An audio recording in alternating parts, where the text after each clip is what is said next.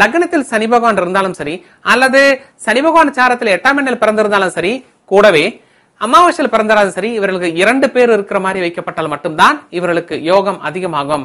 இல்லை என்றால் திருப்தி மிக மிக குறைவு. ஒரு சிலருக்கு என்ன ஒரு கர்ம வினைகள் அதிகமாக இருக்கும்.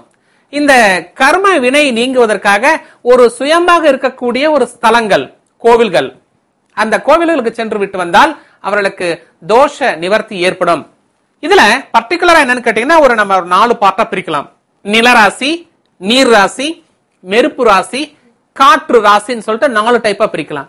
இப்போ நிலராசி அப்படின்னு சொல்லி பார்க்க போனால் இந்த ரிஷபம், கன்னி, மகர ராசிக்காரர்கள், ரிஷபம், கன்னி, மகர ராசிக்காரர்கள் வருடத்திற்கு ஒரு முறை அல்லது 2 வருடத்திற்கு ஒரு முறையாவது காஞ்சிபுரம் சென்று விட்டு வந்தால் இவர்கள் தோஷம் நீங்கும்.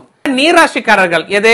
இந்த கடகம், விருச்சகம், மீனம், இவர்கள் இந்த திருவானைக்காவல் அங்க இருக்கக்கூடிய கோவிலுக்கு சென்று விட்டு வந்தால் வருடத்திற்கு ஒரு முறை அல்லது 2 வருடத்திற்கு ஒரு முறை சென்று விட்டு வந்தால் போதும்.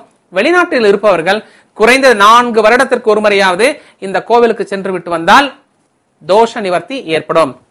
அதே நெருப்பு ராசிக்காரர்கள் என்னன்னு கேட்டா இந்த மேஷம், சிம்மம், தனசு பாத்திருப்பீங்க. மேஷ ராசிக்காரங்க நல்ல ஹார்ட் ஒர்க்கிங் பீப்புள் தான். மேஷம், சிம்மம், தனசு இவங்க என்னன்னு கேட்டா இவங்க என்ன இந்த திருவண்ணாமலை சென்று விட்டு வர வேண்டும். திருவண்ணாமலை சென்று விட்டு வர வேண்டும்.